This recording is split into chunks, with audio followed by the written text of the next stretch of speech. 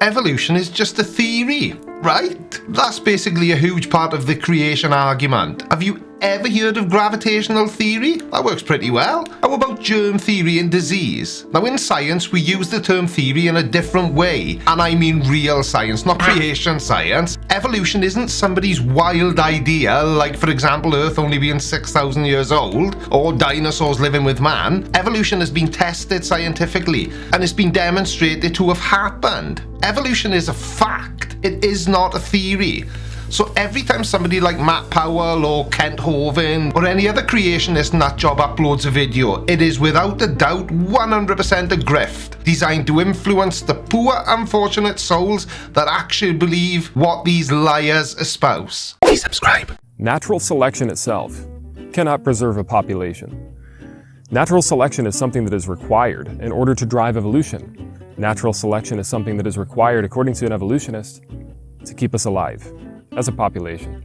But the problem is that natural selection itself cannot stop mutations from getting added to populations over generations. Natural selection is one of the central mechanisms of evolutionary change and is for the evolution of adaptive features. But whenever a creationist refers to mutations, they imply that they are a bad thing. But what about beneficial mutations? They lead to new versions of proteins that help organisms adapt to changes in their environment. Beneficial mutations are essential for evolution to occur. They increase an organism's chance of surviving or reproducing, so they are likely to become more common over time. In its essence, natural selection is a simple statement about the rates of reproduction and mortality. Those individual organisms who happen to be best suited to an environment survive and reproduce more successfully. What this means is that each generation we actually have 100 to 200 more mutations than our parents had. Now these mutations are defined as neutral. However, it still is an alteration of existing information that is functional information. And you have to ask the question, what will happen if we continue having mutations that mix up and scramble information over these generations? We become more suited to the world we live in. Mutations happen for a reason, and just because you don't like those reasons and quite clearly don't understand them, it doesn't mean that they don't happen as part of the evolutionary process. Neutral mutations are changes in the DNA sequence that are neither beneficial nor detrimental. So if this is the core of your really stupid argument, then you've clearly got nothing, which is pretty standard for creationists, I know. All mutations must have some effect, even if that effect is vanishingly small. But you just said that neutral mutations have no effect either way. So how is it that 30 seconds later, they must have an effect? It can't be both, Matt, can it? If you start randomly changing DNA sequences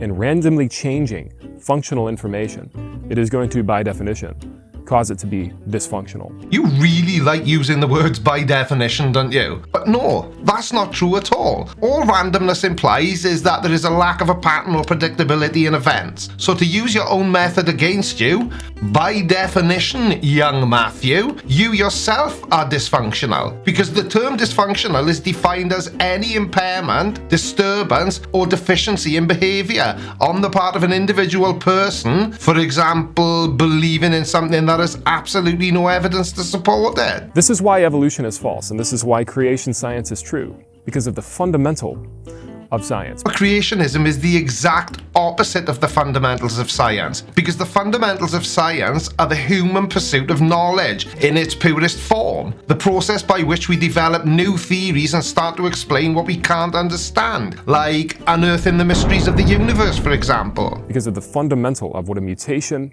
even is. Mutations, building up in populations over generations, will cause the extinction of all populations over time. Mutation creates slightly different versions of the same genes called alleles. These small differences in DNA sequence make every individual unique. They account for the variation we see in human hair color, skin color, height, shape, behavior, and susceptibility to disease. Where exactly are you getting your information from, Matt? The Bible? Or maybe Hovind? Because there's one thing I think you're demonstrating quite well, and that's that none of the information you're sharing in this video has any relationship with actual science. This is why creation is true. It shows us that if we go back far enough in time, you would trace back to a single couple with the least amount of mutations, maybe even a perfect genetic code. So creation is true because you don't understand science, Matt. That makes perfect sense. And there is no perfect genetic code, you moron, and trace back to a couple with the least amount of mutations. How does that even make sense? It seems to me that the point of your insane belief is that the Earth is only 6,000 years old and the big guy upstairs made it for you. So why would Adam and Eve have the least amount of mutations? Surely God would have made them perfect, with no mutations. Yet mutations are supposedly the thing that drives a fish to a fisherman over millions of years, or even a frog to a prince. This is all nothing but fairy stories and fairy tales. Don't be a dick, Matt. It's the bait that drives the fish to a fisherman. Do you honestly expect us to accept that fish have a desire to get caught on a hook or in a net and then be eaten? My word, you really are stupid, or just a disgusting liar. I'm still trying to decide. Or maybe you're both. But yet people will choose to believe it over "Thus saith the Lord." Oh, well, I am sorry. If the Lord saith, then why the hell do we need science? If a magical man in the cloud says it's true, then I guess it must be. These are interesting facts that I think we always need to remember. And they are basic truths of science. Mutations actually cause information to get worse. It is defined, a mutation itself is defined as an error. Ooh, you're really on top form today, Matt, aren't you? Again, not true. A mutation is defined as a change in the DNA sequence of an organism. Mutations can result from errors in DNA replication during cell division, but mutations are certainly not defined as errors, and not all mutations make things worse, you clown. What about beneficial mutations? You know, the ones that make us better suited to our environment. So according to evolution, by all these errors and all these mistakes, somehow we've become human. Somehow we have become better able to survive in this new environment, millions of years after the origin of life. One of the most important things to note is that natural selection may act upon a beneficial mutation, something that would help you survive in a different environment. But at no point in history, or in the present, or even in the future, will you see a group of beneficial mutations that will change an organism into a completely different type of organism.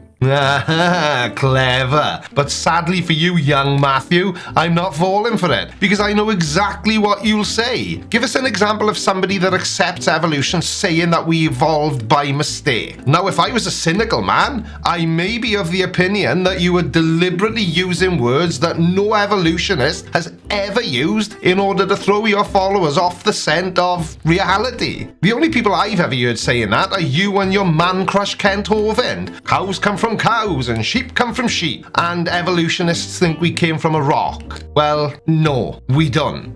From a family to a different type of family. It just doesn't happen. Dogs will always produce dogs, cats will always produce cats, and we did not all descend from a common ancestor. Ha, nailed it again, and there it is. Dogs will always produce dogs, and cats will always produce cats. So I was pretty close though, wasn't I? And just to add a little side note to Matt's dog reference, dogs will always produce dogs until evolution slowly makes them produce something else. You know, in the way the grey wolf did. Now, recent molecular evidence shows that dogs are descended from the grey wolf, domesticated about 130,000 years ago. Dogs and wolves share an evolutionary past, and thus share many physical and behavioural traits. The reason that people believe that we actually descended from a common ancestor is because we share similar DNA with that of chimps and other creatures. That's right, but it's also because that's what scientific research and evidence support. We haven't just plucked this information out of thin air, you know. We leave that sort of thing to people like you, Matt. Now, this is just proof of common design, not common descent. Common design means that we are all on the same playground. We are all on the same planet. And so therefore, since we're all in one environment, it would make sense then that the Creator would design us with similar strands of DNA. Now, to say things have been designed, you have to show a designer, especially when there is so much evidence to support that thing you say is stupid. And I mean evolution, Matt, in case you're not following along. Not what you just said, because that was really stupid. We share DNA with our ancestors because God did it. And if we all shared one environment, why do people from different parts of the world have different coloured skin? Why do people from the tropics generally have darker skin than those who live in colder climates? Is that because God did it as well? But this does not mean that we all descended from a common ancestor and that mutations are what brought us up to where we are today. So we didn't descend from a common ancestor, but we did all descend from two common parents. I'm just checking. It is absolutely false on absolutely every level, and it is easily falsified when you point out the definition of what a mutation even is. But to do that, Matt, you would have to give the actual definition, not one that's manipulated to maybe kind of fit in with your own belief system. That's called intellectual dishonesty. And if anything is easily falsifiable, it's the Bible, because no one anywhere can actually prove anything in the Bible actually happened. So by definition, Matt, until you can say that when it comes to evolution, the hypothesis is falsified by the evidence, you just need to shut your cake hole and find a new hobby. This is why evolution is not true. This is why creation science is the best alternative for people that are looking at the other side. Despite the fact that mutations will cause all populations to go extinct over time, and that we cannot survive as a population when these things are getting added into the genome, evolutionists will still claim that natural selection will somehow preserve us. But this is absolutely false, and here's why. Right, now before we let this little douche canoe embarrass himself anymore, I want to say this. Shut up, Matt, you childish, dishonest, hateful little turd! Sorry about that. What I meant to say was the other side of what? Reality? Because if that's what you mean, good job. But anyway, why is it false that natural selection will preserve us? Is it just that you don't like it because it spoils your fun? Or do you have an actual explanation?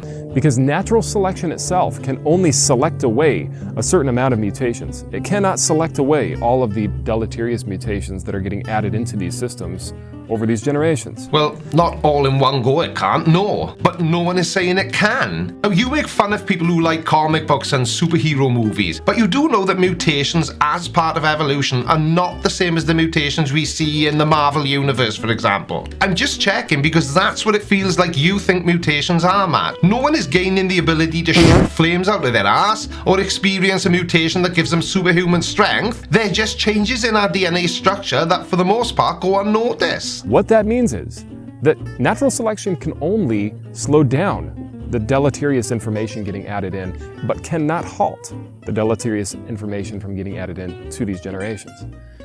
So this is why evolution is false. This is why creation science is fact and is true. It is based on what we know, not what we think we know, but what we know. Well, that explains a lot then, doesn't it? You say these things because you know nothing about actual science, or genetics, or anything based on scientifically supported reality. If you were just honest about it, then maybe people wouldn't think you're stupid. But fair play to you for being honest about it, kind of. Folks, this is why our side is so powerful, and this is why evolutionists and atheists, they fail every time, because their theory itself is based on fiction films rather than reality. Yeah, sure it is, Matt. Who told you that? Was it God or Hovind? Anyway, you lovely lot, that's about as much Matt Powell as I can suffer for your entertainment for one day. Don't forget, I still have the I'd rather shit in my hands and clap merch available at creaky.shop if you fancy subliminally insulting Kent and Matt. And if you want to follow me outside of YouTube, follow me on the Twitters. That's what us old folks call it. Once you get to around the 50 years of age mark, you have to start inserting the in front of most websites. I'm also on the Facebook and the TikTok, but I'm most active on the Twitter, so I'll see you over there. Thanks to everyone who supports what I do here on YouTube. I can't tell you how much it means to me. It still absolutely blows my mind that people want to support me financially for doing what I do on here. I can't believe I'm in a position where I get paid to do something that I absolutely love doing. I really can't. So whether it's on Patreon or PayPal donations or just buying merch or letting the ads run on videos, I just wanted to say thank you from the bottom of my heart. Shut up, Coco! I can hear you from in here. Love you, bye. Alright, watch this next. But before you do, make sure you subscribe by order of the Creaky Blinder.